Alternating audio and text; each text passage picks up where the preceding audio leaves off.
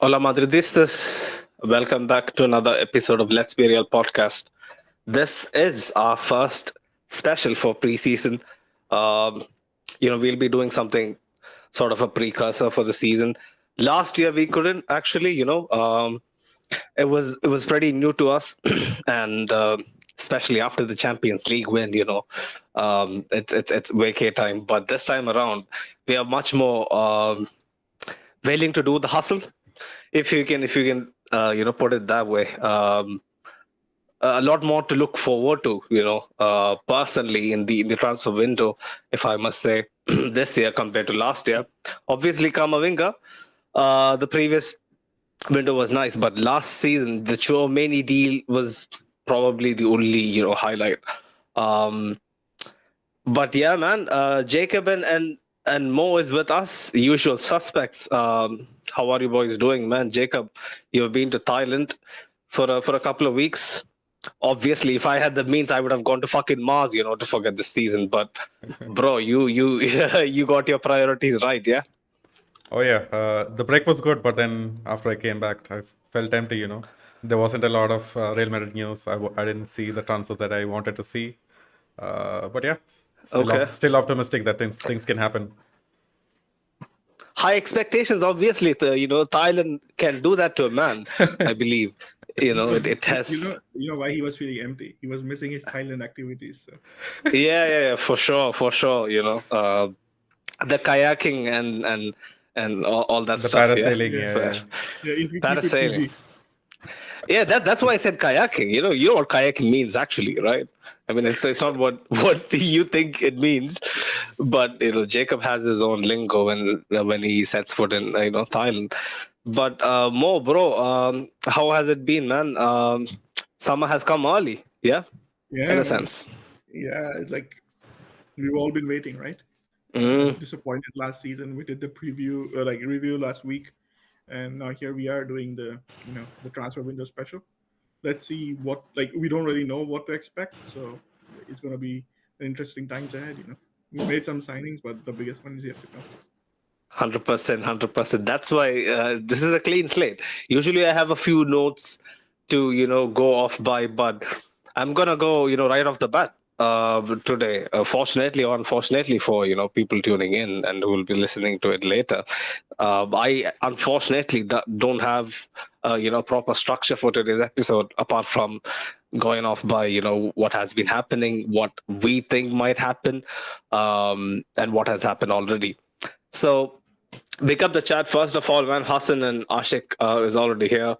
Um, Ashik says, "Let's be real that you're all itching to talk about Mbappe." Honestly, see, I this is mean, this is sure. this is a misconception. This is the misconception. Yeah, like people might think that I completely, turned the equation around from my rant last season. I'll tell you, I beg to differ. This is a circumstance brought on by the departure of Karim Benzema.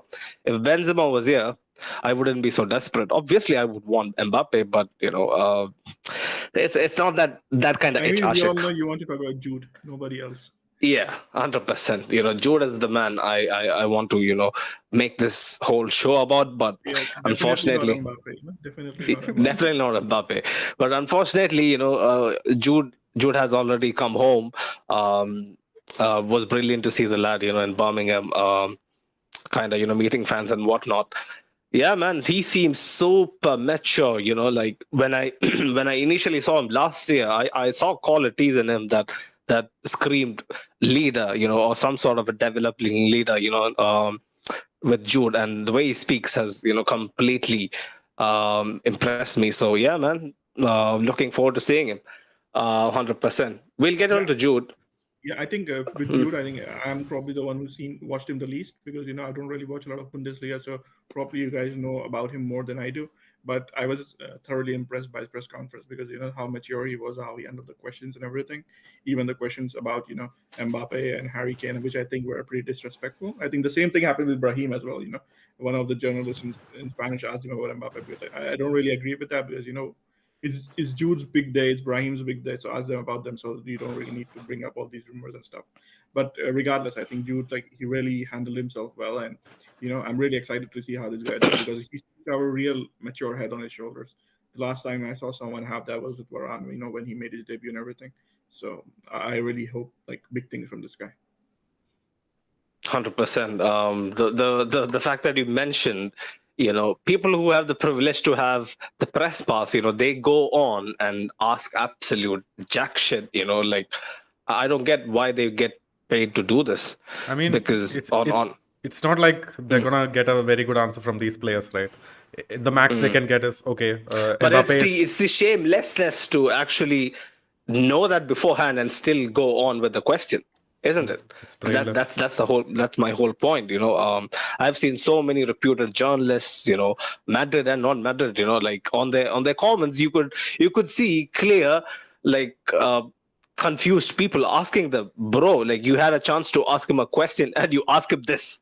That's literally what people post. So I mean, yeah, man, at the end of the day, I guess they have mouths to feed. But Jacob, man, your take on Jude, bro, like I couldn't ask you how you felt about Jude when the season was ongoing. Like, yeah, there was some smoke, but we never really thought that this would be, done in such an accelerated fashion. Oh yeah, definitely. I was expecting it to be a long summer saga with Dortmund maybe asking for a high fee, and then I wasn't expecting us to go ahead and splurge all this cash early on. Yeah. But then I guess we got desperate after the departures of all of these guys. And Do you think that's desperate? How can you say that? I don't think that was desperate. I mean, we could have held out a bit further, maybe brought the price down a bit. I don't know. But anyway, I don't think so. You can lowball. This was a very fair price, Yeah, 100%. Initially, Dortmund, I think it was like one of the journalists in Germany was speaking about it, and he said that initially Dortmund wanted 150 million. But it was because of they realized that they were not going to get it because neither City nor Liverpool were willing to pay it, especially not Liverpool. And I guess that club was the one that Bellingham might have gone to, like only if he had not chosen to go to Real Madrid, because I heard some stuff about him not wanting to play for City and stuff. So ignoring all of that, because the plastic comments, yeah, I heard that loud and clear. He doesn't hold back. Yeah, for me personally, I don't want to go into all of that because he said that City is a big. But you got to applaud him that he said that. He's pretty straightforward. He said that, from what I remember from his press conference, he said that I respect City, but I didn't want to go there. I wanted to come to Madrid. So well, we all know what that means anyway. Yeah, go on. Either way, so ignoring all of that, personally, there was a guy, a German journalist, he was talking about. He said that Dortmund weren't gonna get like that big of a fee. So, and they Florentino and the guy at Dortmund, Watzke or something, yeah. So these guys have a good relationship. So it was understood that it wasn't going to be a complicated negotiation, and Florentino isn't somebody who's known to drag his feet and do dirty with the opponents. We're not Barcelona, so 100%. Yeah, we don't lowball, our targets, man. Like 100 million, like you said, is a very, very fair price in this current climate. And regarding this guy's actual potential, it's a steal. I'll say it's straight. Like we could have maybe gone and waited it out, probably to get him on a free, like almost like a free, maybe like Kamavinga. But that's a risky game. You never know, like with more and more, state-backed teams emerging every fucking minute. I don't think we had the leeway to afford to have that kind of I think mental you gymnastics. Have to keep in mind something: the fact that Dortmund is a team that buys a lot of young talents, right? So it isn't just about Jude Bellingham. There's going to be a talent who's going to come to Dortmund in the future as well, and then you're going to have to negotiate with them. I think this is something that really happened with Barcelona and Santos, right? So they negotiated for Neymar, they lowballed Santos, and they screwed him out of a good deal. So when Rodrigo came about, I think Barcelona had a deal in place. So Santos' president, he called Real Madrid himself and told them, this is the deal we're agreeing with Barcelona. Do you guys want to come in? So Real Madrid went in and got Rodrigo at the last moment.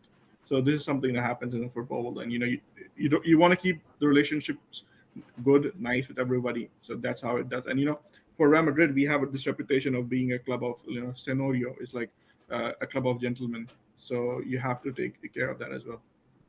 100%. I completely agree because I used to literally boast about this to my mates, and tell them, like, yeah, we would approach a player. Yeah, we would obviously try to gauge, like, if the player is actually interested, but we don't go on harassing, our targets like Barcelona does, or like other teams, who basically, when you get when you get a quarter of a price, and then you basically lowball them by like 20 million, 10 million, like keep pulling at it for like peanuts. We don't do that. Even when we were struggling, we were pretty straightforward in our transfer dealings. But quick thoughts, man. How does Jude fit in? Obviously you guys weren't here for our Jude special. I'll come to you, Jacob. How do you think that Jude is gonna add to this puzzle? But yeah, definitely he's gonna bring the verticality, the dynamism in the midfield that we desperately lack. One thing that, like, just to temper expectations for people, like, he isn't the person who's gonna like not make mistakes in midfield and keep possession, keep recycling the ball. That is not his strong point. He's just there to bring the ball forward, get it to the forwards, make the late run, get that goal in, similar to the Lampard style of scoring goals. And yeah, just excited. I just hope that Carlo Ancelotti also figures out his strengths and then plays our midfield over to that. The thing that excites me about Jude the most is, like, okay, like I said, right? I don't really watch Bundesliga a lot, but yeah, I've been watching some of his highlights. I've probably only seen the good sides of him. So, but his touch almost reminds us of Zidane. So the way he handles the ball, he has that height as well, and that touch is like, it's really tough not to remember Zidane when you watch that. So I'm really expecting big things from him, especially in the final third, making that final pass and everything. So let's see how it goes. But from what I've been hearing, to start the season, he's probably going to start on the bench. What? Maybe, yeah, because he's it could always change after the preseason, right? Because if he performs magnificently, maybe he gets ahead. But right now, I think it's going to be Kroos, Camavinga, and Modric. But I think it's perfectly fine to ease him in. He shouldn't be, Because even a great Zidane, when he came to Real Madrid first season, he struggled a little bit. It took him some time to get going. And it was only when he scored that goal in the final when everybody, like, suddenly became Zidane faithful. So Jude is not yet Zidane. So yeah, long way to go to touch Zidane. yeah, despite the fact that he's wearing the 5. So yeah, I think that shot is gonna put a lot of weight on him, and I think he's gonna embrace it, because I've seen him really step up in games that called out for someone to take initiative. And one thing that I noticed about what Jacob said, he basically says it, says it very straight, whereby you said that Jude is not someone that you can expect to kind of rotate possession and recycle possession and whatnot, but he's actually someone who takes risks, who isn't afraid to break lines and yeah, very good progressive carries, man. Like when I watch him driving with the ball, like, it's very tough to shrug him off. Also going back, like, he's one of the first to track back Hazel and Harry, the opposition. His tenacity is something that I'm a huge fan of. Yeah, man, I think he's the perfect combination of brute force and yeah, man, silky feet. We have seen so many examples, like when tall players, very lanky players, when they can ball, I mean, it looks very pleasing You mean on like the Peter eye. Crouch? Peter Crouch, like he Peter Crouch couldn't dribble much, yeah. But when you see the when man, he scored the goals, you had to just stand up and applaud, man. His Yeah. acrobatic goals or something else. honestly, And his celebrations, they were to die for. yeah, Peter Crouch, absolute legend, man. Like, there's a reason why, like, even though he wasn't very good, like, why he's still, in the conversation, why he's still relevant, doing some good punditry, unlike, some of the others, some of his colleagues over there in England. But yeah, man, lanky players, like they look sexy, when they are very good at dribbling. Like Mm. Pogba for France, only for France, not for others. Pogba is a shit example, like I even mean, guys like Pogba mm, for France was something else.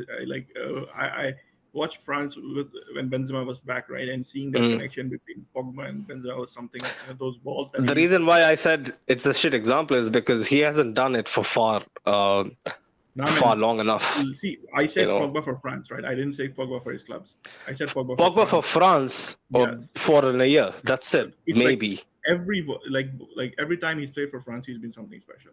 You can say Mm. you can like talk about him and criticize him for his club form, especially in England. But when it comes to international football, Pogba has been something else, man. He's special. Yeah, like I would rather see someone like Vieira, like who was a proper, who was tasked with the role of a CDM, but could do everything, and he could dribble out of impossible situations as well. And he was 6'4", he wasn't short. Right. Yeah, man. Jude, I think is gonna take some time to gel in, like you said, Mo. But yeah, he is big. He is big, and the very fact that the club is making a big deal out of this just shows how much faith and If you expectation. read the Mm. messaging from the club, and even the mouthpieces and stuff like that, people around the club who live in Madrid and all those people, everybody's like hyping him up as this next generational talent. So we'll see if it comes true, because a lot of hope is being placed on Jude Bellingham from the club side, both on the field as well as financially, because they think that he has potential to be marketable, especially in England. And Mm. to everybody who basically watches like English media, because Anglosphere is pretty strong financially, right? It's just not UK; it's also US and even countries in Asia where everybody speaks English and everything. And reaching out with Spanish is difficult. So having a talent like Jude, who's already popular in England, so is going to be pretty popular with English media. So it's going to be pretty good for the club. So they hope to leverage it and get some good financial sponsorships and stuff. 100%. Yeah, I had thought about that last season as well. That's why I had the far-sightedness to basically wish that he came. Unlike most of you guys, who has sadly succumbed to the ill fate of accepting that Jude is a massive signing for us. Yeah, finally. No. No, man, like I'll be honest with you, I don't really watch much of Jude Bellingham, right? And Excuses. I have said it, Excuses. like I said it before as Excuses. well. If I was in like if I was the Madrid sporting director, I probably wouldn't have signed Jude. Ah, okay, fair. But you're not. But I'm not. That's the whole point. That's the Nobody whole is. point. That's the whole point. That's the whole point, man. But anyway, jokes aside, we have a few comments here. Ashik says, "Hey Jude, don't make it bad. Take a sad song and make it better." Basically, I think he's referencing to his Liverpool links. We took a sad song and just made it better. Over the course of 12 months, because the amount of hype, the amount of heads that got shaved, random ass fans claiming that Jude is done, finito, Steven Gerrard, his icon, blah blah blah.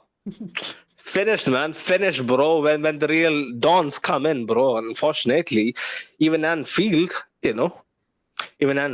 succumbs to the to the might. But yeah, man. Ashik says, Hassan says, Juni Kalafat, absolute goat, 100%. He has a reputation for actually getting the job done, man. Like I can't believe that I'm actually talking about someone behind the scenes like this, because when I actually started watching football, I was never of the idea that the guys behind the scenes should be talked about much, because they are there for a reason and they're paid to do it. So it is basically, what is expected. But what Juni Kalafat has done over the past decade or so, it's mad, man. It's mad. He deserves so much more credit. I just noticed that all of Hassan's comments got deleted. I guess this season we might need to disable the Nightbot. All of our viewers, 100%. yeah, man, they all use caps, and then Nightbot doesn't like it. Why does it do that? Like, does it need to be updated or something? I have no idea. Anyway. Right. Ashik was saying Jude refused big money for a football project. Plus, he gets to play for a club where his supposed idol played wearing the same number that he inherited. Yeah. Ashik says about Jude's 100 million signing, we can shake it off and move on. Real transfer budget for this window is 500 million.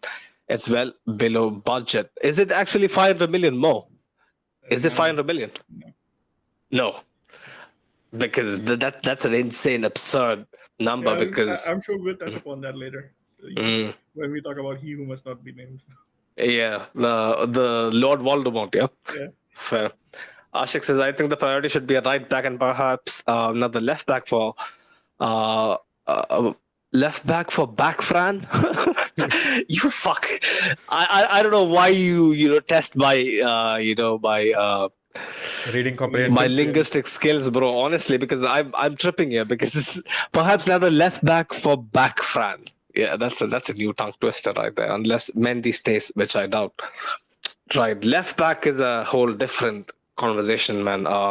It'll need even more, scrutiny before we can actually understand what are realistic targets and what are not. But I think it is about time. Yeah, 20 odd minutes in. Mbappe. Should we address him as Mbappe? Because last year, around the same time, I was so hopeful that he would, finally make his move and like rewrite history, broke, basically break records, and like completely write his legacy in European football, man. Like apart from the World Cup, man hasn't had a truly crowning moment for 4 or 5 years now. So I was thinking, like he might finally wake up. But last season, his mother liked the tweet. The tweet was, "Winning one Champions League with PSG is a bigger thing than winning multiple Champions Leagues with Real Madrid." So you have to keep that in mind when talking about Mbappe and Clam.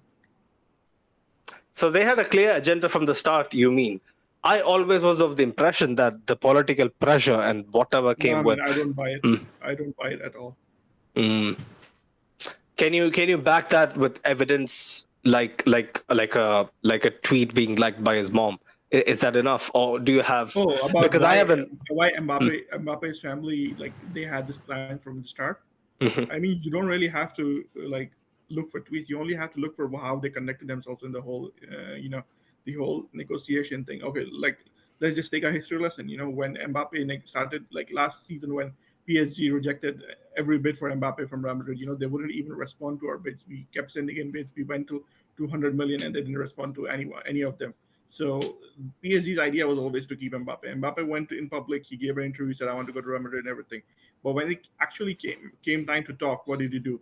He had one member of his entourage, I think it was his lawyer, who was talking to Real Madrid, negotiating the contract and everything. Meanwhile, his mother behind the scenes was negotiating with PSG, right? And then what they do is, like, they were putting the clubs against each other. They would go and ask for money. Like, they would say, "Oh, PSG is offering this, so Real Madrid, can you match this?"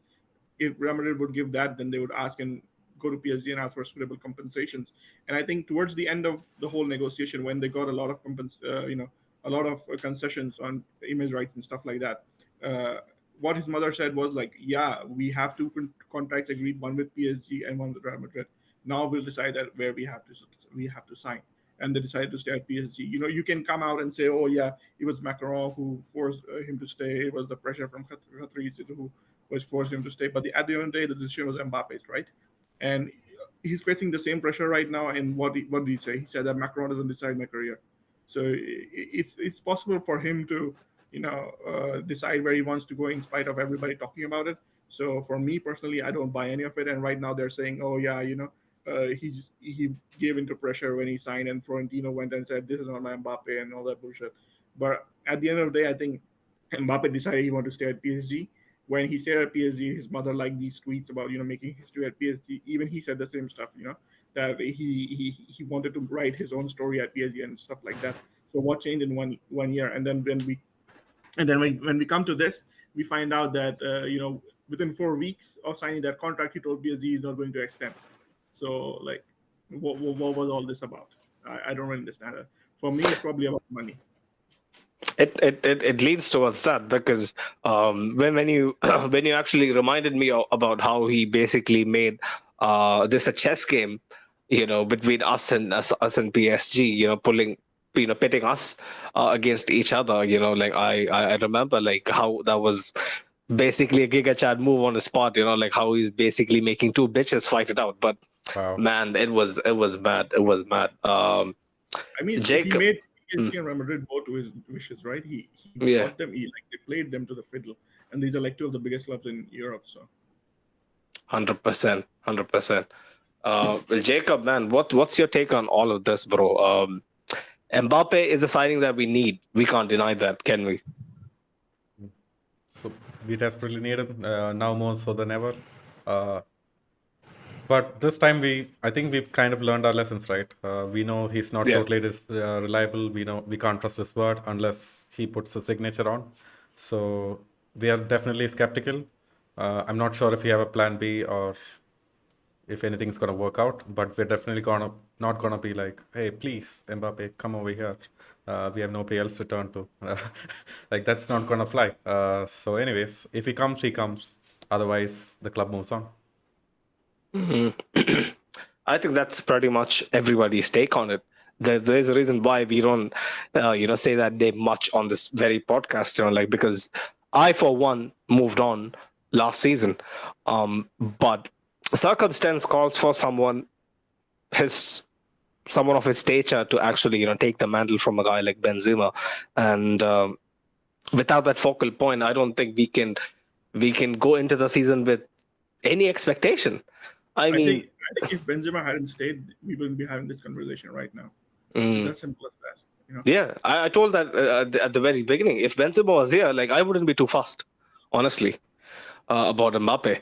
But without Mbappe going into the season, like I said, man, like we can't have any realistic expectation of either, the big two trophies, man. I'm not sure about La Liga because even with the best ever players, like La Liga is always a grind for us.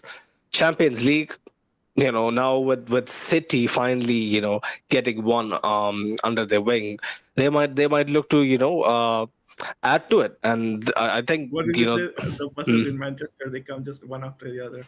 The first one takes time, but when we did the show with Big Steve. yeah, that was a great line. I can't lie, man. This guy is turning out to be the fucking, Nostradamus. prophecy. Yeah, Nostradamus, bro. Yeah, Steve is living the good life. I'm truly happy for him. Not happy for City, obviously. But happy for Steve, 100%.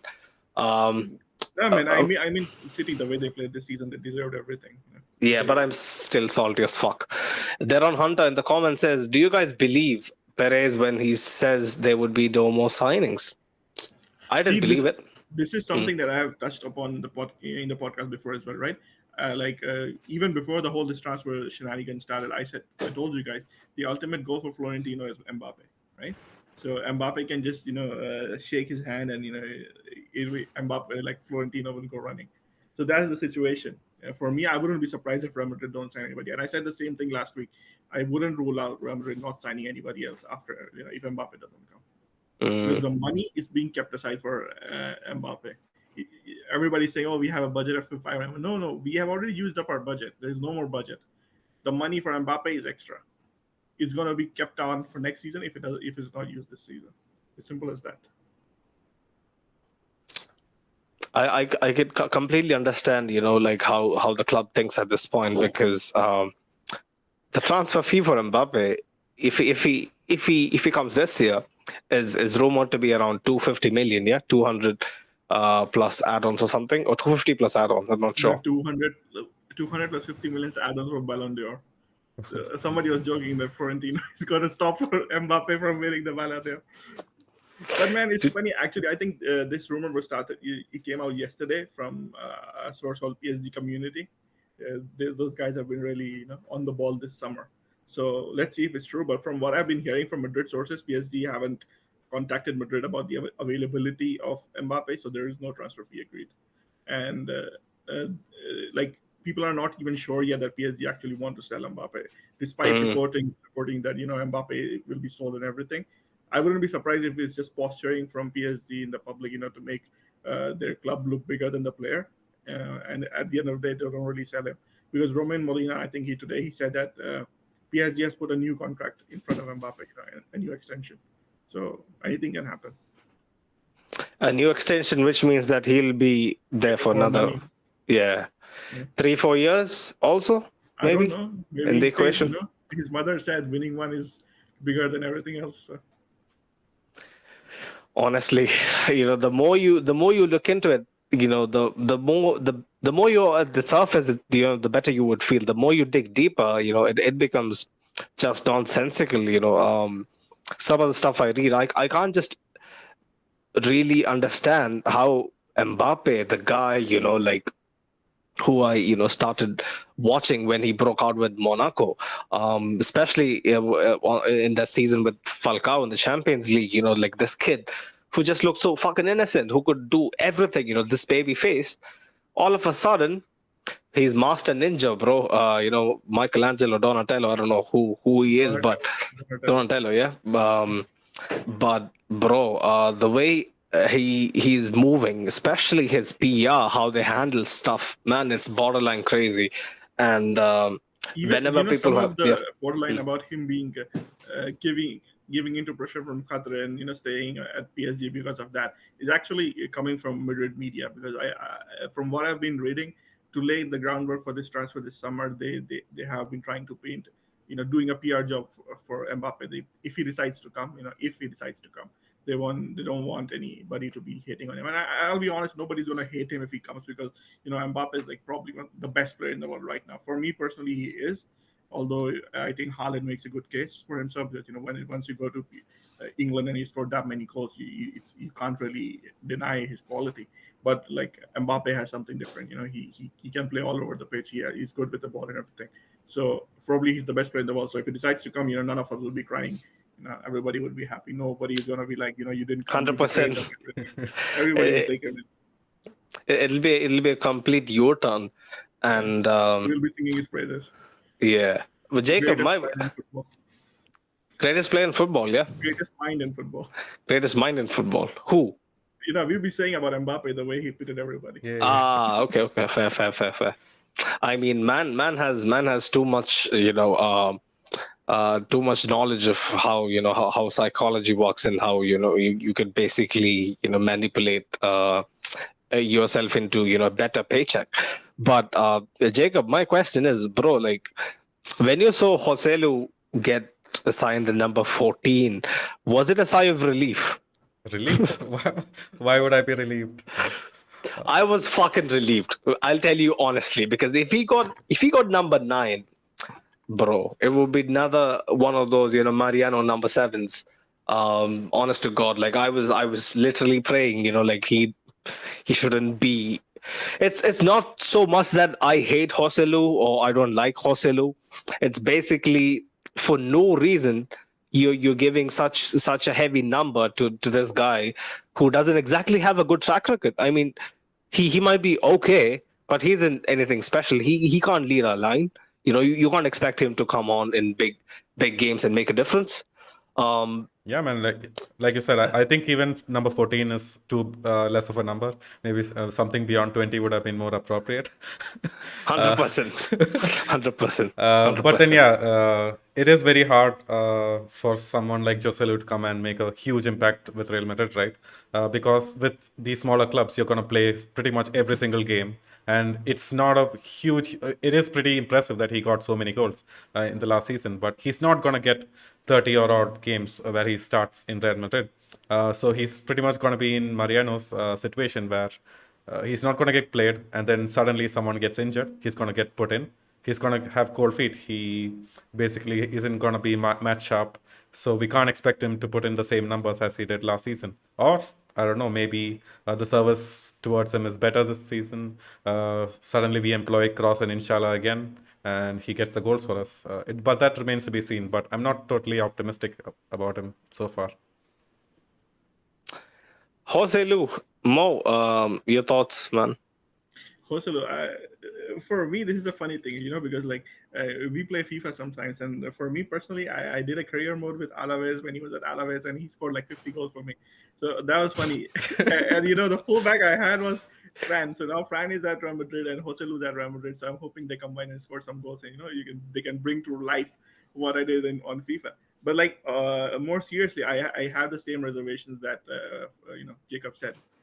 I'm not sure what kind of rhythm he is in when he gets time to play. But if Mbappe doesn't come, it might be well that Joselu gets a lot of games because as you're speculating, there might not be a signing.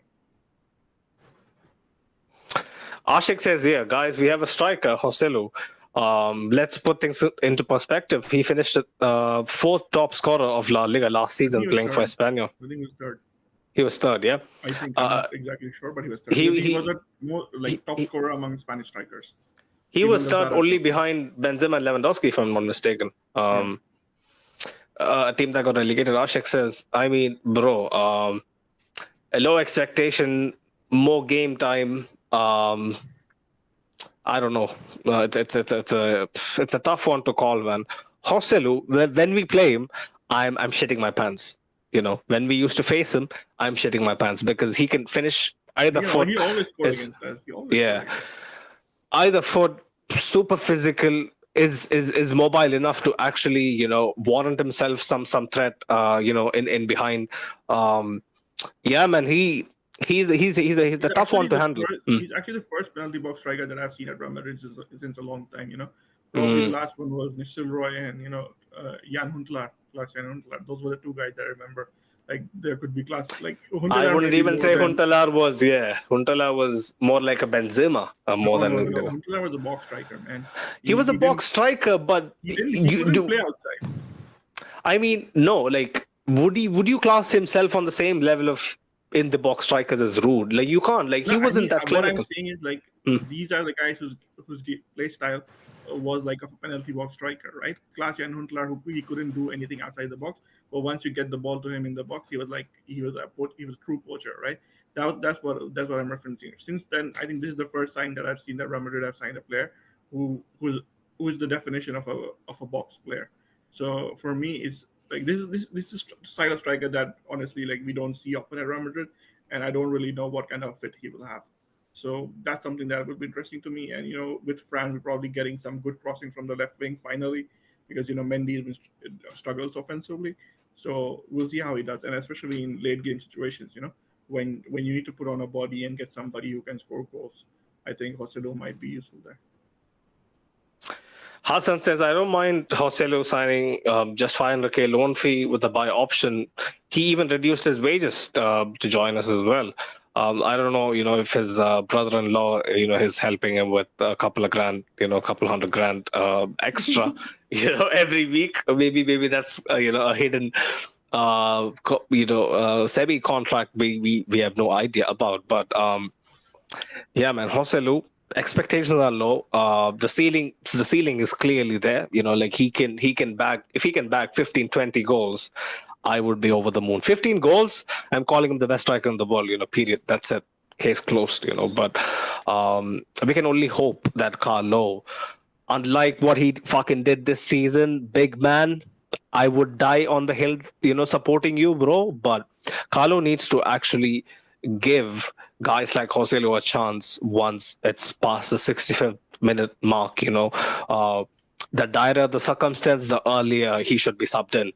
And all that crosses, get it into him and pray for the best. We all know how the tactics are going to be. But I hear, like with Bellingham, here he might opt for a diamond again, which a diamond. Because I'm not sure how Vinicius and Rodrigo can play as like the two men up front. Yeah, it'll be. It's understandable, but without Benzema, I don't know. You could make a case Rodrigo and Joselu probably can do a job, I mean, if those are the two up front, right? But it's gonna be Vinicius. You want to start there's no way you drop Vinicius. Vinicius, like if it's a slightly different variation. If it's a slightly different variation of a diamond. Like what are you saying? Vinicius is gonna play left back or not left back, like LM, where you have only like two guys in midfield and like two wide midfielders basically. I'm just going off by my FIFA knowledge, So what would but be your lineup in that case? my lineup would be in midfield, yeah. Mm. Bellingham, Chouameni, basically being Bellingham the more progressive midfielder, Chouameni, and then on the left, Vinny, on the right, Modric maybe. But in that position, Modric wouldn't be exactly the guy who would be stretching the opposition's wing back, but adding it'll be like out of possession, maybe a 4-4-2, defending, something like that. Like I don't know if it makes sense, but I'm just No, it going makes sense off. because that's how Real Madrid played a lot. Modric, you said that he doesn't stretch. Actually, Modric stretches a lot. If you remember the final against Juventus. No, I'm just when talking we- about pure pace down the wing. Yeah, that's different. But when we played against Juventus, that was a perfect example of how much to the right Modric handled things. But I think instead of Modric, I'll probably in the idea that you're present, I would probably go with Valverde to That's a good shout as well. Good shout. Good because shout. he has that ability to play that. So probably that's something I would look into. But I think then you lose out on other players, and I don't think Carlo Ancelotti is going into the season with a See, I'm just purely hypothetical the fuck out of this because do you really think he's going to play a diamond like that? I don't think so. I don't think I don't. I mean, I don't know. He's going to stick to his guns. 4-3-3 has served him with so many trophies. I don't think he's going to dish that, bro. I think he's going to stick to his fundamentals, especially. Yeah, if you talk about this way, I think the lineup is probably going to be 4-3-3, but Valverde is going to play at right wing. Yeah. We all know that for a fact. Like Valverde is going to start right wing for the majority of the season. But yeah, man, Carlo, I think is gonna stick to what he learned that worked for him for so long. A few comments. Right, Ashik says Joselu can provide aerial threat, hold up the defenders to give our wingers space, and above all, he's a Castilla graduate, 100%. He'll grind it and fight for the loose balls like a Madridista is expected to, 100%. Hassan says, talking about big signings, Brahim Diaz, who was gassed. when I posted an edit on our Instagram, people were saying he's trying to gas it up. I wasn't trying to gas up anybody. Unlike someone like Joselu, there is a real case for Brahim to maybe showcase what he can actually do, because we have seen glimpses, flashes of his brilliance, here and there, both with us, also at Milan. But whenever people ask me about Brahim, I've always told them the same thing.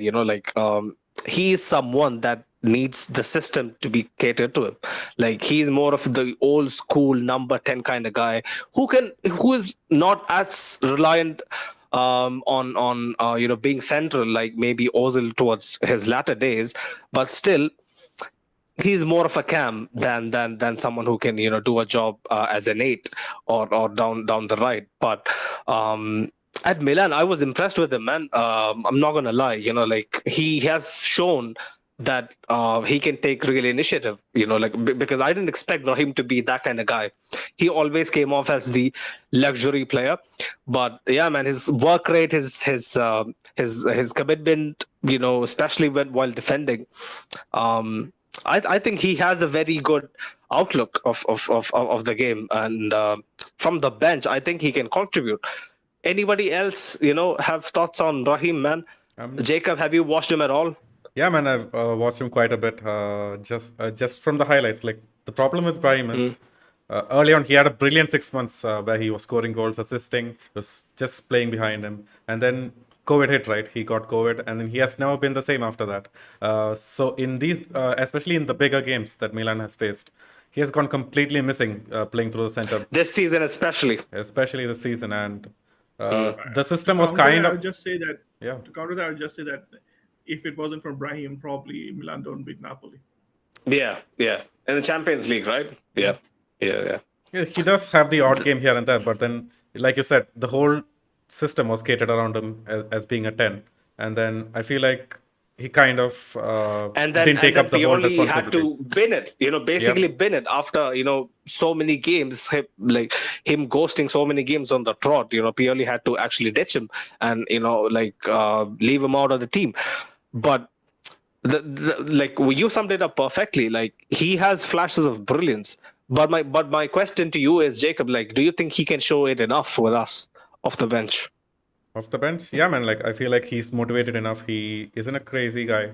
He has his good head on his shoulder. So I feel like a move to Real Madrid might just be the thing to rekindle his career and actually. He seems like he has very good temperament, right? Like Yep. he seems like a mature kid. Always wanted to succeed with us. Like if he was not so likable and he talked about us while being at Milan, I'm pretty sure, he wouldn't go down, easy, because, the fans, the whole culture, they wouldn't forgive that. But the way he talked about us, also talking about Milan, man, these guys are mature, bro. Like, I think if under the right circumstances, he's given the opportunity to, shine, I think he can thrive. He can thrive. Asensio void, can you exactly fill that? Since you bought goals, Brahim, I don't think he's a pure goal scorer yet. Can score some long ranges, but I don't think he's even as prolific as Asensio. But there is a ceiling to be, measured regarding Brahim.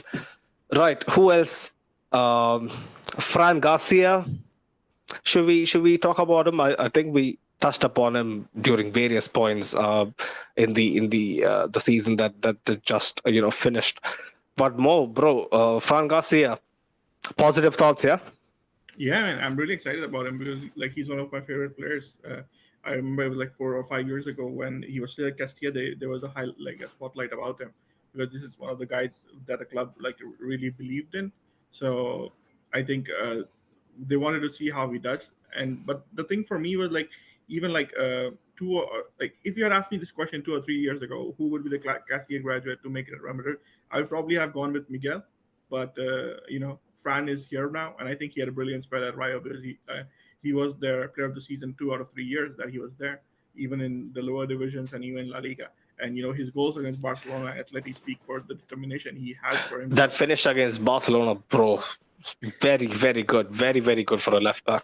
Yeah, I think okay. This is something that I this is the point that I wanted to make, about Brahim as well. So on one hand, you have Fran, who looks pretty determined, who wanted to be here at any cost, right? And he comes from a family of Madridistas.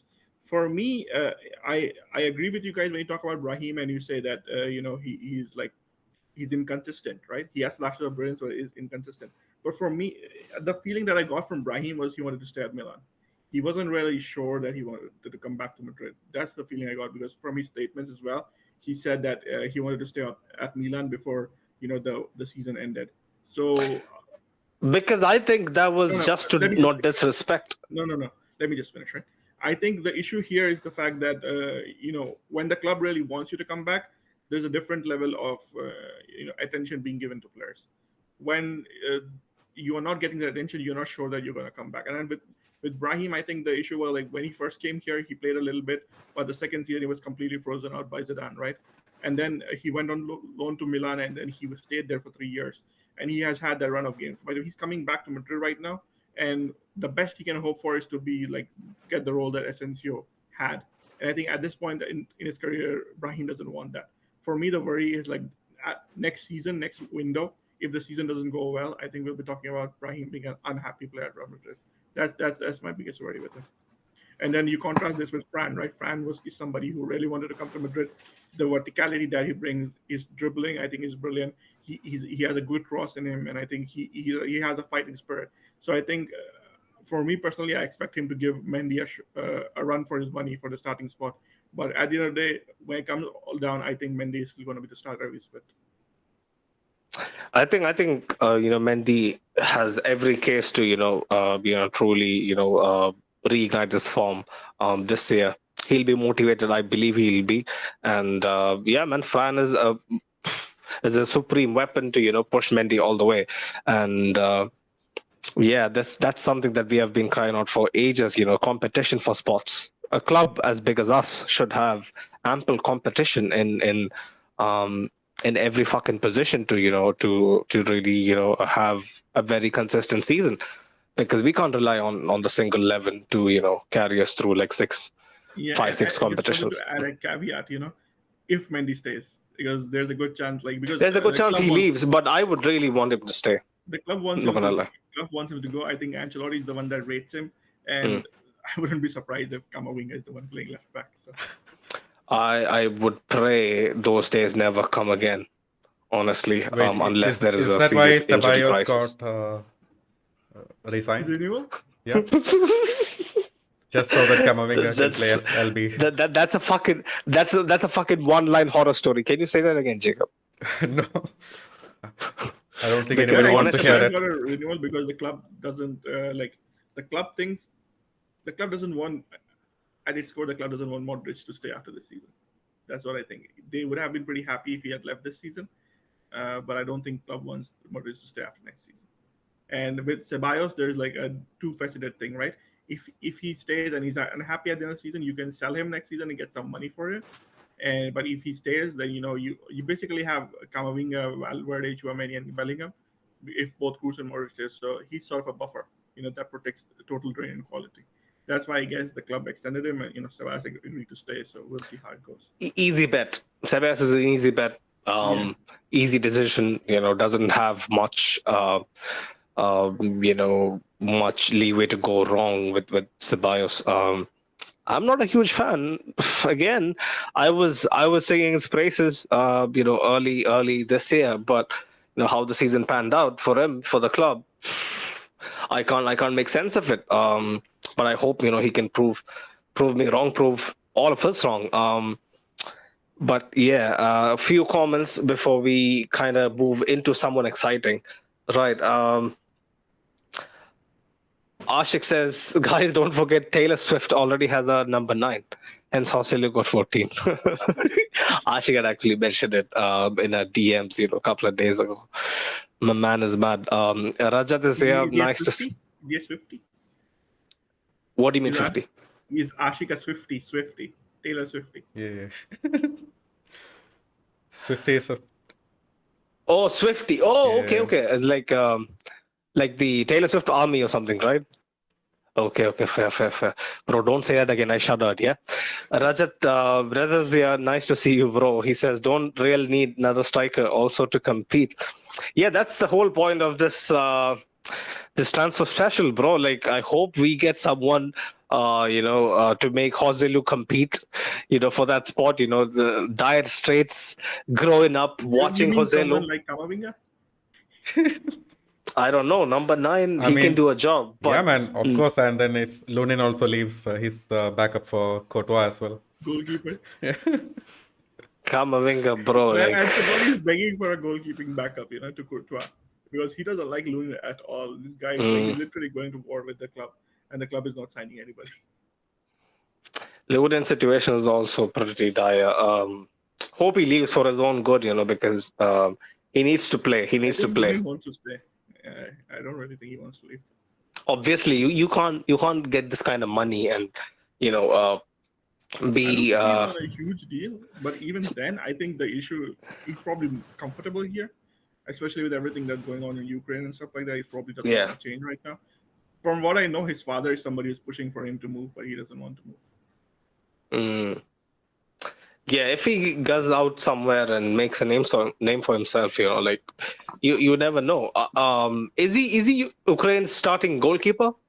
I don't think so.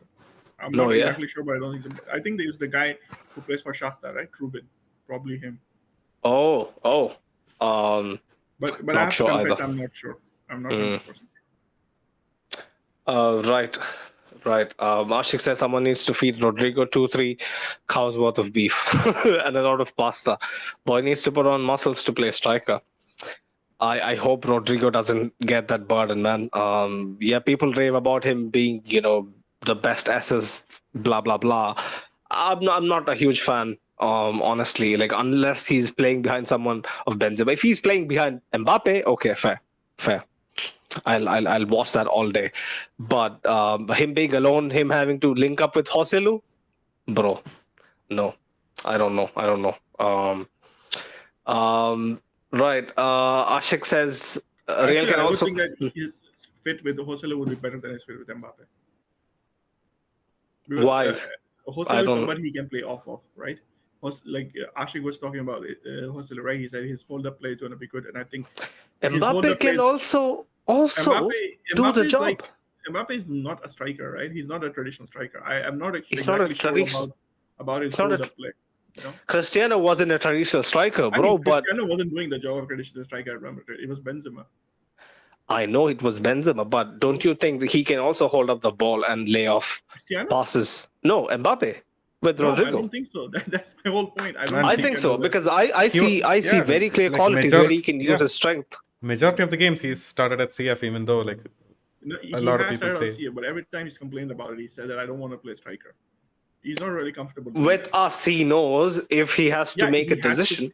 He'll have to play with us, but I'm not sure that with Rodrigo that would be the quality that if I'm playing Rodrigo centrally, like as a second striker, Mbappe is not the striker I'm pairing him with. I would rather pair him with Joselu. But if I have to play all three of them, I'll probably play Rodrigo out wide, or Rodrigo and Vinicius out wide, and play Mbappe to the center, or play Rodrigo to the center and play Mbappe out wide. That's what I'm thinking. Mm. That I would be okay with. But asking Rodrigo to play off, Mbappe is not something I'm very comfortable of. Well, you will watch it with your own eyes how that works, bro. Because I I believe it. mean, Rodrigo is not going to play centrally if Mbappe comes. Rodrigo is going to be playing out wide. So Let's see. Ashik says Rio can also call up on A Road to rotate with Joselu. Alvaro, yeah, man. I hope he gets some game time. But it all depends, yeah. If Castilla gets promoted tomorrow, it is a nice headache to have. Where these guys actually get their development time. Hopefully, it'll be in the second division. But yeah, man, there's big some game rumors. tomorrow. There's some rumors that scouts from some German teams are coming to the game Dortmund tomorrow. and stuff, yeah. Yes, Yeah. they could get a loan move to Germany as well. It'll be great, honestly. Like if I would want my players to go someplace, it would be Germany. Like I think the culture, the way how football is rooted, in Germany, it can it seldom goes wrong. Renier, yeah, there's a couple of cases here and there, but most players, they get a new lease of life in the Bundesliga. Right, Ashik says, remember Brahim can also play right wing and he's also left-footed, 100%. But I don't know how he can really nail that right wing spot with us. You can start him anywhere, but he's still gonna end up in the half space. That's where he plays. Even if he's Yeah, playing centrally, he drifts out to the half space. If he's playing out wide, he drifts into the half space. So that's where he's gonna play. 100%. Right. Yeah. I missed a whole lot of comments actually. I was thinking this was it. Okay, so TH is in the chat. He says, "Are you guys confident in Chouameni's DM skills?" Who should reply to this? I'll say my couple of cents. Yeah, Chouameni might not look as dominant as Casemiro defending, but I think he has every skill set to actually do a DM role, if alone DM. Justice, man. It has to be. For me personally, I've said it a lot of times, right? I want Kamavinga to be the pivot and Chouameni to be given the freedom because Chouameni's pressing is incredible, and his ability to get the ball off of opponents, like when you give him the freedom, is something that I've seen a lot. So give him the freedom to do that. Let's not shackle him to the defensive midfielder. I would rather have Kamavinga playing as the more deeper of the two. Jacob, do you agree? Do you have the same sentiment? Yeah, man. Like, I'm not sure about Kamavinga at DM as well as a lone DM, but then with Chouameni, I feel like he still needs to learn a lot about positioning and actually tracking back, helping out the defense. If you need to get 8 to 10 out of 10 performances out of him, otherwise we're still gonna be shipping goals as we saw last season. Fair point. Ashik says here, sign CR7. for a year loan. Oh my God. I would love that. The nostalgia margin in me, bro. I would be all over it. But we all know that's not going to happen. Let him play striker, and once the season is over, sign Mbappe for free. Poof, that would be one giga chat move. But yeah, man, I don't think that's really possible. If I was Thanos, I could really, just, flip my, fingers and make shit happen. I would, be all over it. But I mean, if you're Thanos, why are you making this happen? Make Erling Haaland play for Real Madrid. I mean, Erling Haaland's a good player, yeah. But if I had the choice between Cristiano and Haaland, obviously I The would go current for the Cristiano nostalgia. and Haaland. The current Cristiano. Yeah, and yeah, Haaland. yeah. You can't be so realistic about a hypothetical situation. I'm just going off my, my fanboyism for Cristiano, bro. Like if I get to see him one more time in a white shirt, bro, I'm taking that any day. Right. Rajat says Kane will make sense this year. And next, yeah, Mbappe can compete with Rodrigo on the right wing. Rajat has got some jokes. Nacho Fernandez is staying. Yeah, super happy. I believe that like he had to think a lot about this. And I'm glad that if it isn't exactly the right decision for him career-wise, for us it is a massive, massive asset to have Nacho around. He also asks, and who is Arda Guler? Isn't he another cam or can he play wing? Well, moving on to the next big thing, someone we have been linked with, Turkish sensation, prodigy, Arda Güler. I'll be honest. I've told the boys this myself. I hadn't heard of the man until like a couple of weeks back when he scored that banger against Wales. who was it? Wales. Yeah. So until then, I didn't know who he was, but apparently he has moved on into his second, professional season with Fenerbahce. Has 15 odd goals, or like 20 odd goals or something. In his entire time in Fenerbahce. I did see a couple of compilations, and yeah, man, he is a fidget spinner. He can just spin on the dime, turn on the dime, beat man, beat bear man. At will. Reminds me, obviously, like people have compared him rightfully to his idol Ozil. His dribbling, Yeah, man. his dribbling style, especially. Yeah. Yeah, for me, that dribbling style is something that really reminds me of Ozil because I'm glad that I'm not the only one and seeing things. But I think the way he dribbles the ball is very Ozil-esque. But I don't think he has that passing knack that Ozil had. That ability to thread the ball through. But then on the other hand, I think Arda Guler is somebody who's a very good dribbler compared to Ozil. And I think somebody was telling me that he has a lot of pace as well. I think a lot of big clubs are following him, so it's going to be tough. And I think he wants playtime. That's the biggest thing. So we'll see what happens with that. I read that, like obviously he's humbled by, our interest, but he would rather make the step somewhere, Dortmund or Leipzig, and then move to, somewhere like us. That would be perfectly, sensible for him. Yeah, that's sensible for. Like, is he 19? Yeah, 18. 17 or 18. He's 17 or 18, so he's younger than Bellingham. So, bro, this is too big of a step up for him. But what I see of the kid, I like him, man. I'm someone who misses, those old school kind of, midfielders who you can't exactly class them into a category like your Bellinghams, your Chouameni's, your Kamavingers,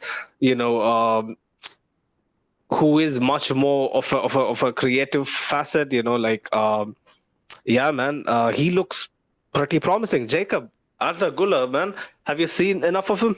Yeah, To man, rate him? I've seen like 6 compilations of him. But Man, yeah, by internet standards, that's like doing a PhD on himself. yeah. Anyways, he also kind of reminds me of Odegaard a lot. His dribbling Odegaard, style, yeah. because he plays more Left-footed as well. left-footed. He plays a lot on the right wing, just how Odegaard started out playing when he was a lot younger. And he does have a mean shot in him as well, along with. He does have some kind of vision. I mean, his long passes are very good. I'm not Yeah. too sure about his short passes, but he's very good in tight spaces. If we had to get him, it would come very cheap. That's a good thing since he's at Fenerbahce. But then underneath all of these compilations, I was just looking at the comments by the Fenerbahce fans, and they were all saying he needs to move out of the club because he's basically run his course at the club. He needs to move on somewhere to get minutes elsewhere. So even if we do get him, I'm pretty sure we might loan him out somewhere like Dortmund or somewhere, and see how it goes next season because he kind of plays in the same position as Brahim Diaz right now. So he's definitely not going to get minutes if we do get him this season. Yeah, for me, 100%. that's the biggest worry, right? I don't really agree with buying players and loaning them out because I don't think that works out well, especially to clubs. Because clubs like Dortmund, they make money off buying players on the cheap and selling on the high. So that's their entire thing. Clubs in Germany, especially. If there was a club like Espanyol in La Liga, there you probably sign him and send him there because that's a club that Real Madrid can trust and they really help develop Real Madrid players. But the others, I'm not really sure about that. And I think Real Madrid, if they buy him and send it to Dortmund, they might end up with another Renier for me because I think all the best players at Dortmund play in similar positions to him. So for me, if he was a Dortmund player, they would have a lot more impetus to play him. If he was a Real Madrid player, I don't really see the impetus for them to play him. It is going to be something along the line of very cunning business from our side to actually make this kind of work because we have to convince a team that that is big enough but yet small enough to actually accommodate someone of his ilk, someone who's upcoming, someone who is an unproven quantity at this point in time. And people don't get to the top of the football clubs by being stupid. So it's not like Real Madrid can go and convince somebody, like hoodwink somebody into playing. And I'm telling you, for 2 seasons or 3 seasons, if we can loan out someone like him and get him some valuable experience, I'm pretty sure so many the mid-tier. only clubs that would do that are the ones that don't have money, who really need, who have the financial. So basically, all of the Italian clubs, man. Like, I feel like you could say that, but then you see what Milan is doing, right? They're essentially playing money ball. So most clubs right at the top of the table are going to do the same thing. So an Italian league, I don't really know how much he's going to develop there. So we'll see. For me personally, I would rather, if I was Madrid, I would be happy if he doesn't go to Barcelona and he goes and joins another club like Dortmund, who we can buy him from. That's the best thing that happens. For 80-90 million, yeah. I mean, you would pay for the quality, right? You pay for quality. You would pay for the quality, but you have the chance to get him for 17 odd million. No. The thing is, like, you might not have to pay anything if he doesn't turn out right. So the risk is all on Dortmund. You don't have to pay for the risk. And, if he comes to Madrid, you're not sure you'll be able to give him game time. So let him go to another club. We cannot sign everybody, right? 100%. So sometimes you have to let players go and develop, and then you can, reassess and sign them. But it's certainly something interesting that we have eyes on him, especially since we don't play a 10. But if for him, it's like he's like one of those guys, like I call them budget Messis, right? Messi is a prototype for these players, and Kubo was one, Odegaard is another, and now this guy. For me, these 3 players, they're like pretty like they have this Messi-like thing. They play out in the half spaces, cut inside, and have a mean shot. Like Kubo, not so much. Odegaard probably not so much, but this guy does have it. So for me, I think it's not necessarily about playing him as a 10, but I think for Fener, he's played out wide a lot, especially recently. He's been playing out right wing, so I think he can do a job there as well. Rajat says loan Guler to Sevilla, Villarreal, Betis, or something. Is that feasible? No. They're not going to do develop players for Real Madrid. It's simple as that. Like us fans, we are just going off by previous examples. What, in your opinion, has changed now in the whole landscape? Kubo. How much game time did they give him? Yeah. Right? But next to nothing. So, and then Sevilla is a club that that doesn't like Madrid a lot. So yeah, 100%. Someone like Mallorca, how much can you gain playing it somewhere like Mallorca, even via the league? Mallorca's aspirations have changed now. They're going to be Yeah. in Europe next season. So Yeah. So, yeah, man. La Liga would be ideal, but how many clubs can we, like Mo said, like how many clubs can we actually rely on? yeah, for me that's the biggest issue. You Mm. have to be able to trust the club to give the player minutes. We sent a couple of players to Valladolid and they didn't play. And then Yeah. I remember the case of Javi Sanchez. Valladolid bought him, they didn't play him at all, and then they bought the player from us. They bought him out, and then they started playing him. So that's what happens, right? When you have an incentive to make money off a player, you'll play him. When you don't have that, you don't play him. The only exception for me that I would make is probably a club like Espanyol, who has good relationships with Madrid and who has an interest in keeping that. Whose coaches basically are one of us. So He used to coach the team that's going to be Real Madrid C next season. So. Well, there you go. Arda Guler, it seems interesting, but it's too early, in my opinion. Right, a few comments. Right. Wait, can you bring up this comment by Hassan? Do you guys agree with this? So he says, imagine a young Ozil in this era of football. My God, he'd struggle. Yeah. I mean, nowadays, the athleticism involved and the pace at which, teams are being drilled to, move the ball, he would find it difficult, I believe.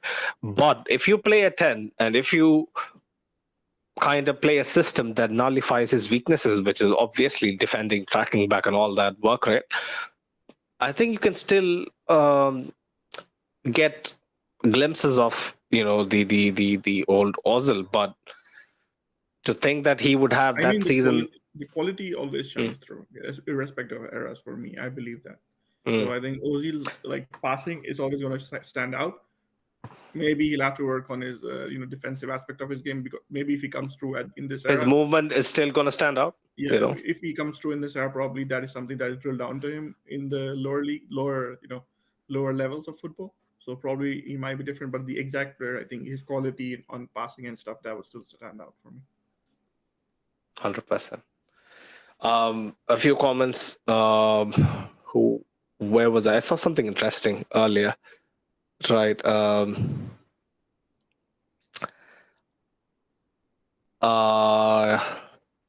Yeah. TH. He says, aren't you afraid Alvaro will be wasted like many talents at Real Madrid? Well, unfortunately, with a club like us, like I've said this multiple times, like Castilla, it's a hit and miss. You can have a role, and you can have so many other guys who couldn't really make it. So many factors have to go right. So many things have to fall into place for someone from the Castilla to emerge and truly take the step up.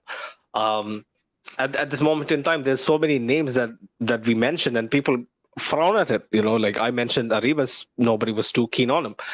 Nico Paz, the new talk of the town. How much faith will he be given? Nico Paz is the only one that I actually have hopes for from this current Castilla team. I wouldn't say like all of them are good players, but I don't really think they're level players. Like when they reach their full potential. Alvaro, like there's question about him being wasted, but I think honestly he would be better served leaving on because I don't really know if he's like at his best he's going to be a Real Madrid striker. But if they gain qualification, he's getting valuable experience next season. So if they get promoted, yeah, you mean? Huh? Yeah, definitely. Inshallah, we do tomorrow. It's a big day. Hopefully, we get to do something similar to 2013. Right. Ashik says, don't forget Carlos definitely not staying after the coming season, and this is his last club season as a manager. He's going to complete the season. So. Yeah, the signs are ominous, but I believe in Carlo, man. I still believe the eyebrow has one last magic trick. I mean, if Mbappe doesn't come, I have my doubts. Let's see. Rajat says, 6 damn, I have maybe seen about 1 4 or 5 minute compilations. Jacob, you weren't talking about other sites, yeah? You were talking about YouTube only, yeah? Yeah, man, it's YouTube only. Fair enough. I thought the Thailand Jacob is still out in full force. Ashik says, Real's first choice being some dude named Xabi Alonso. Apparently, he played football in the past. Well, funny guy. Hassan says these days the players who are specified at one position are a dying breed. Specialist at one position, yeah. If you're not a versatile player, you're basically useless. Yeah. The modern game, it nullifies I don't individualism. agree with that. I think if you Mm. are like exceptionally good at one position, you still have a role, but you Mm. have to be exceptionally good. Exceptionally good, yeah. Yeah. You have to be so good that the manager, So has can to be basically, forced to play you. yeah, Yeah. forced to play you and also put his neck on the line to change a system or a formation around that particular skill set. I don't see much of that these days. Unfortunately, it happened with Isco for a season, good 12, 14 months. He looked like the magic trick, but yeah, man, it seldom happens nowadays. Rajat says, is it going to be worth the price tag? Gula, how much is he? 15 to 25 million. He's 17.5 million, yeah? Yeah, That, that, 17.5 million, but the family wants Fenner to get more money. mm, If Madrid buys him, I wouldn't be surprised if they pay like 20, 25 million. I think it'll be fair, if we can pay 100 million for Hazard, like I said in the chat yesterday. Hassan says, send Brahim to Shanghai. And then said, Mendy and bring Gula to the Bernabeu. Too harsh, man. Too harsh. Too harsh on at least Mendy, People forget. People have fickle memories. Rajat says, loan Gula to Sevilla. Oh, we touched upon that. Right. Do the same as Odegaard. Rajat says, do the same as Odegaard. Loan him to Ajax or Vitesse.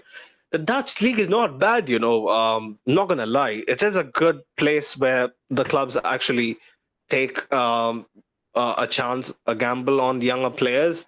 But yeah, man, the league isn't exactly. I mean, I think it's among the top 5 leagues at the current coefficient or something. No. No, they're not. Okay. Who got pushed out recently? I think France fell off for a bit, but they're back. They're top 5. Oh, okay. Yeah. Okay. So that was the joke, yeah. My bad. Right. Yeah. Right. What else? Yeah. Raja says, how about take Van Nistelrooy back as a Real Madrid coach? I don't know about that. He did a good job at PSV. He won a trophy and whatnot.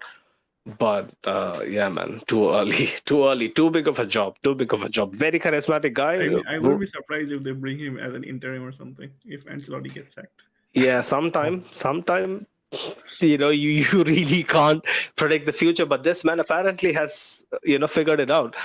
Not gonna lie, Van Nistelrooy is super charismatic. He has that aura, that you would respect. He's someone that so many of our players would look up to and whatnot.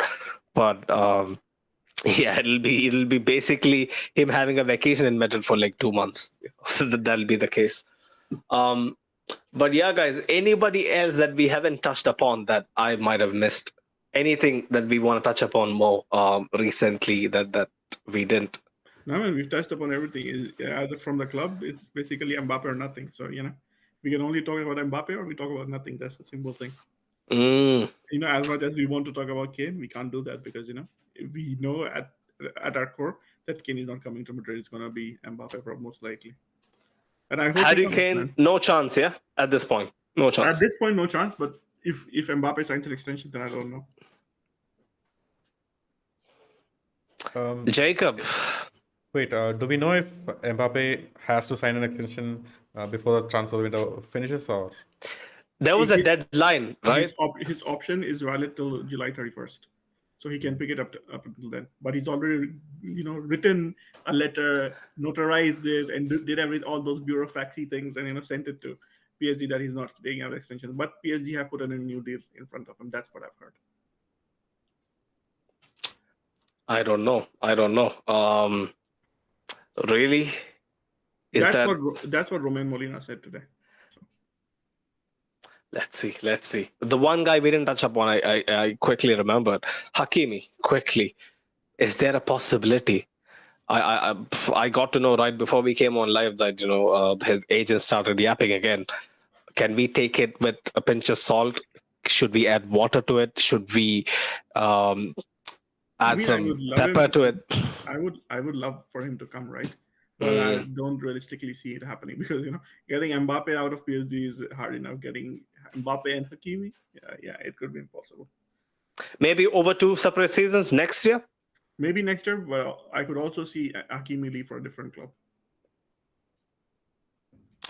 Because Alfonso Davies. there was a rumor Yeah. from Marca today, and Mm. they were talking about cities supposedly being interested in Hakimi. I'm My not exactly God. sure how true that is, but that's something to look at. Because last time I think we touched upon this fact that Kyle Walker might be leaving, Mm. and they want to sell Cancelo, so they might be in the market for a right back. If I was married, I would hire my wife because they would try to sign her too, man. Honestly, City, bro, at this rate, they pretend to lie low, but they're the most loud when it matters. City are gonna go guns blazing again. I But I believe. think City, the guy that they're going to sign and is going to hurt is Guardiola, because that was one guy I think Real Madrid wanted for the center back position. Like he was the target for next season, 2024. So, but I think City is going to get it because this guy, he has a release clause of 90 million. That is valid for next season, not this season. But if City pay over 90 million, then I think Leipzig will sell him to them. We'll see what happens. This year, yeah. Yeah, this year over 90, they have to go above the clause. Next year, the clause is valid for 90 million. Well, Hakimi, man, honestly, I would love for him to succeed at Madrid. Someone who has everything, pace, power, technicality. I don't know how level-headed he is, after some of the stuff that I've read about him, but Hakimi seems like I think someone. that's the reservation that a lot of people have about him, especially with the allegations and everything. But still, it's tough for me to see with these allegations hanging around Real Madrid will sign him. Yeah, that's a good shout as well. That's a very fair point. But Jacob, man, Alfonso Davies, how realistic do you think it is? How much do you rate him? How much would he be, influential for us down the left flank? Well, it depends, right? It depends on how the season goes with Fran Garcia. If he can really light it up, then I don't think we actually bring in Alfonso Davies if we have to pay like 40. Is he like finishing his contract next season if he doesn't extend? Is that what's happening? He has 2 years left. 2 years left. Oh. 2 years, yeah. After next season, it will be 1 year left.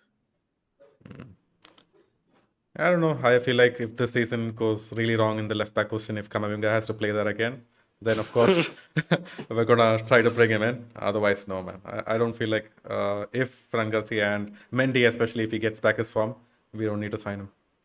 Mendy, I think he's finishing his contract. Next year he'll be done, yeah. Yeah, I think so. So this is the last year, yeah. Probably. I'll have to double check, but I think it's the last year. Mm. I disagree with Jacob. I think Alfonso Davies is like the next big target for Real Madrid next summer. If it doesn't, like if Mendy gets sold this summer, I could see Real Madrid going for him this summer as well. And Mbappe doesn't come, but I could see like Real Madrid. I think definitely like Alfonso Davies is a big target for next summer for Real Madrid. Is he worth it? Absolutely, yes. I would say he's someone of his ilk, super versatile. Sorry for interrupting, but I think we also have to take into account what he said, right? He said he doesn't want to play left back. Oh yeah, he did say that. I read that, but like, wasn't it basically something? How do you put it? Something in isolation. Something he said in isolation. No, it was something like they were not something indefinitely that he wouldn't want to play left back. Yeah, definitely. I think what they were talking about was the fact that he said that he was brought in to replace Ian Robben. So he wants to be playing up front. He doesn't want to be permanently stuck up as a left back. So I think at some point in time, he wants to be playing in the attack. For me personally, he's a good player. He's a brilliant player, but I don't know why Real Madrid are going for him instead of trying to bring Theo back or something. If at all they have to bring a left back. Trying to bring Theo back is a difficult job. They sold Tonali, so I wouldn't be surprised if they sold Theo. But Theo is a much bigger figure than Tonali in Milan. I'll tell you that myself, bro. But with the current ownership, would you be surprised if they sold Theo? I wouldn't be, but it'll be much more difficult. It'll be. I don't know about his contract duration, how many years Theo has left in his contract and whatnot, but it would take a far bigger sum than what it took Tonali, and it would be like a proper Galactico, defender signing. How much would it be? Like if you were to put a number? 100 million at least plus add-ons. I've seen 80 million being rumored for Alphonso Davies. If you're saying 100 million, I think the Real Madrid could get a deal I by think Theo around has that. a higher ceiling. I don't know. So if he has a higher ceiling, then he should be at Real Madrid, right? Instead of Alphonso Davies. I mean, let me put it this way, man. Theo is as a captain figure. He's one of the big leaders. I think after Zlatan left, Theo is that guy. So I don't know how much more difficult it would be. Like Alphonso Davies, yes, he is a key cog in Bayern system, but he isn't exactly Theo at Milan. No. I think you also have to consider the fact that Maldini isn't there anymore. And Maldini was a big reason why Theo went to Milan and developed. That's true as well. That's true. That's true. I can't lie. What they're trying to do, Redbird, is to play Moneyball. They want to flip players. So I think it wouldn't be a stretch to say that if Real Madrid were interested in him, they could get him. If we put the money on the table, man, we can get anybody. But it's the question of money, and it's going to take a lot of money. I would personally prefer him, but I think the club prefers Alphonso Davies. Yeah, Theo is someone I like as well. Alphonso Davies is not a slouch, but yeah, I don't know. It's tough it's too difficult to choose for me. But Theo obviously gets the edge because he plays for Milan. I like Milan. He also played with us. Wasn't too successful with us, but still, like he the way he kind of transformed his whole career at Milan is something commendable, 100%.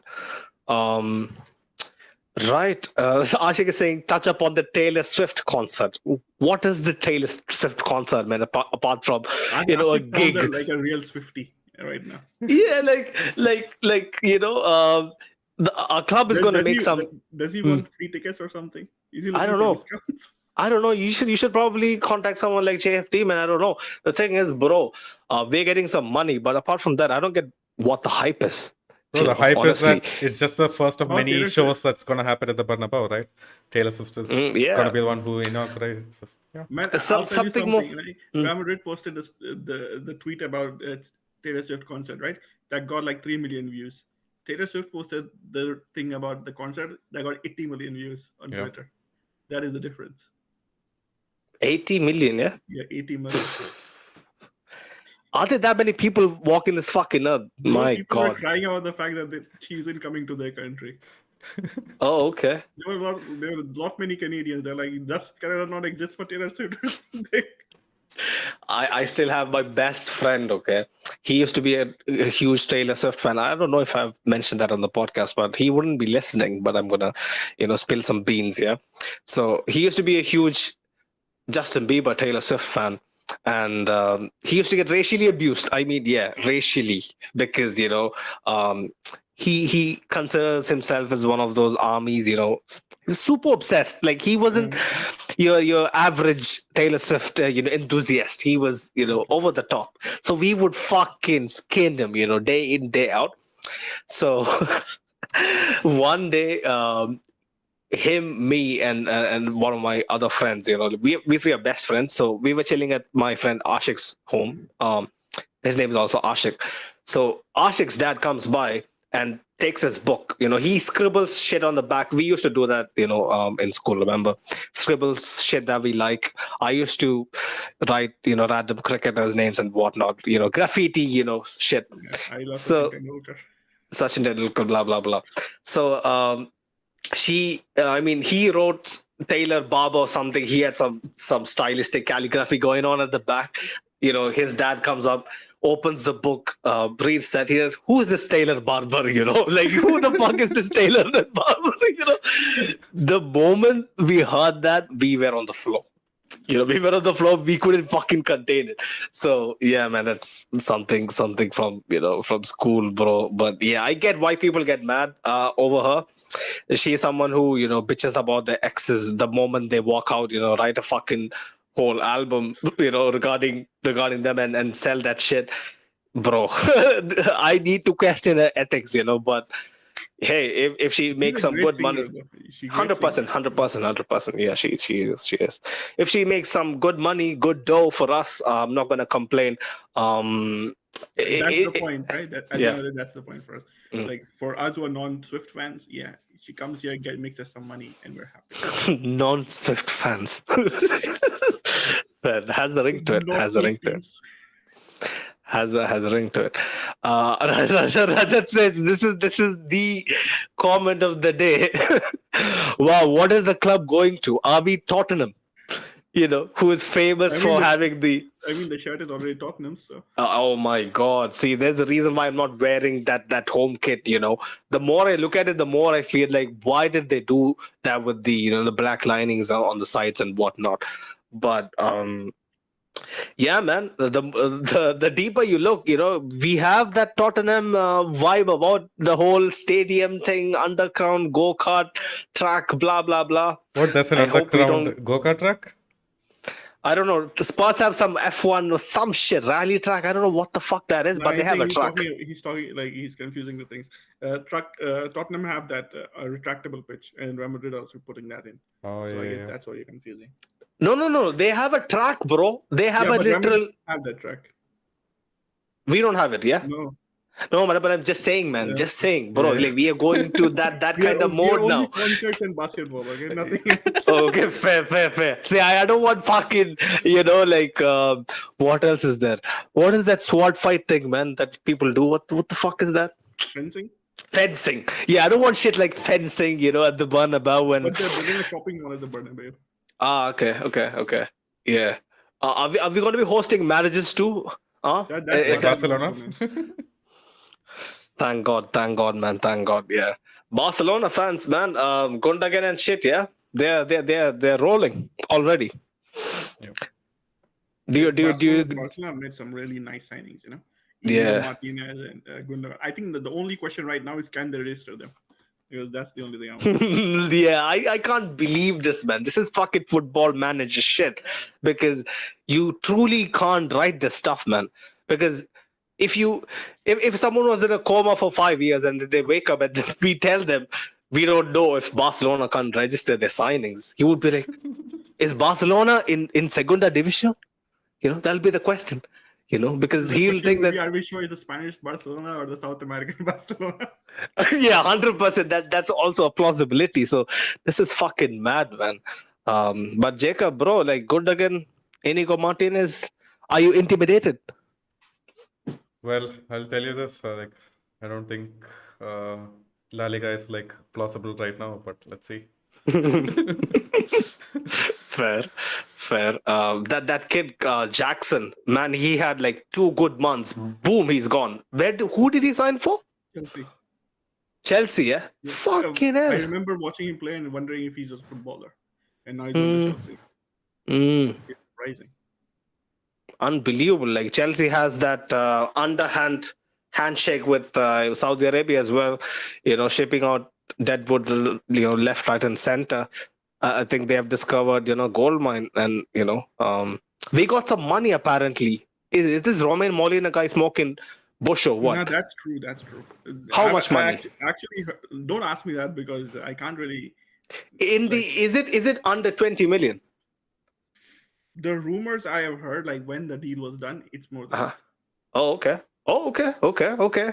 Now you're talking, so 30, 40? Are you trying to tease out something? Yeah, because I don't really know for sure, right? I'm not 100%. Come on, you got to give me a platform to be an ITK, in the know. I want to be someone in the know. At your own time. Don't involve me. What the fuck, man? Because I got to rely on you for this, exclusive juice. Yeah, don't treat me as that. Okay, so you're not ITK, yeah? Yeah, you can be an ITK on your own time. Okay, fair. Fuck, so I have to, be an apprentice of someone else? Man, come on. I thought this was going to be easy. Yeah, you call us Fabrizio. Maybe, man. I've sent him a couple of DMs.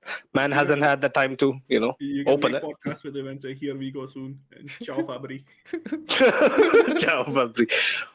See, don't mock my aspirations. Yeah, he's going to be on this fucking podcast no sooner than 6-7 months. Okay, I'm 100% sure he's going to be here within the end of overall he's a pretty nice guy.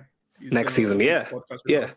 We have a few friends that can actually put in a word as well. So I haven't once the Mbappe thing completely loco, if it goes loco, like I have a few people lined up, hopefully, inshallah, fingers crossed, they work out.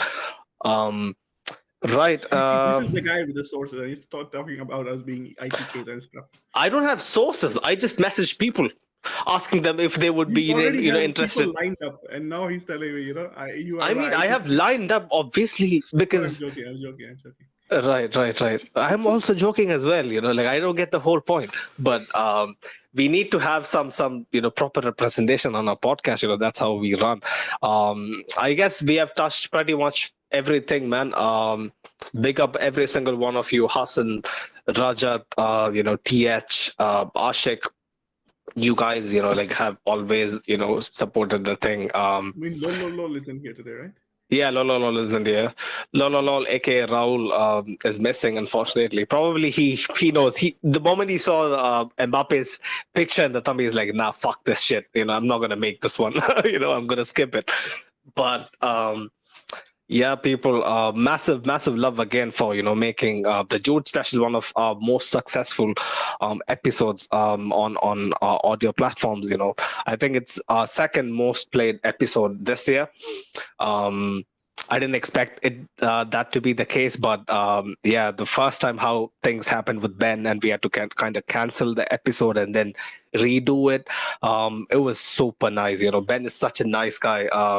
He actually messages me every couple of days, basically mentioning about Bellingham or sending a link or something. We have a few other collaborations also lined up, hopefully something regarding Tottenham. If Kane is still a possibility, we must be doing something early July as well. Jacob, like, can we tell the people that we can maybe make an episode a week? Would you find the time? We definitely need to. Is that a possibility? Yeah, man. We definitely need to get back on the horse, especially with the YouTube algorithm. Yeah. I'm probably sure it'll take at least a month to get back to our previous numbers, unless we ramp up our episodes again. Yeah. 100%. Like, this was a kind of a mini break. I don't know about Mo. He's gonna be busy, but I'm pretty sure anytime he gets a chance, he's gonna be here. And if it is something super, massive, something. I'll do the best I can. Yeah, if something major breaks, like I'm expecting he is gonna be here, 100%. Right. Yeah, man. Massive love to all the people that support us on audio platforms, Spotify, Apple Podcasts, you name it. Keep sending in your feedbacks on Instagram, on Twitter. We love to read every single one of it, man. 100%. Also, if you're new here, don't forget to smash the like. Also, subscribe to the thing. Also, turn on the notification bell icon on so that whenever we schedule an episode, you guys know it, right there, right then. Yeah, hopefully this summer transfer window is still pretty young. It is gonna take a while for this thing to actually get heated up, and I hope Mbappe or someone of that ilk, someone massive, gets added to the already an okay above average window for us.